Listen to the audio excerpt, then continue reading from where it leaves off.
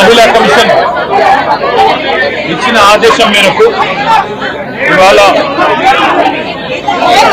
వ్యక్తిగతంగా కమిషన్ ముందు హాజరై నేను యథాలాపంగా చేసిన ఒక వ్యాఖ్య పట్ల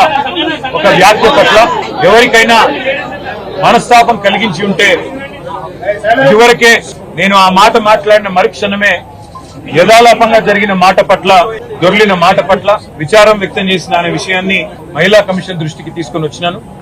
వారు ఏదైతే మహిళా కమిషన్ పిలిపించిందో చట్టాన్ని గౌరవించే ఒక వ్యక్తిగా, మహిళల పట్ల గౌరవం ఉన్న వ్యక్తిగా నేను పొరపాటున ఒక మాట ఏదైతే దొర్లానో ఆ విషయంలో ఎవరికి మనస్తాపం కలిగినా విచారం వ్యక్తం చేస్తున్నా అని చెప్పి కూడా మళ్ళీ ఒకసారి వారికి చెప్పడం జరిగింది.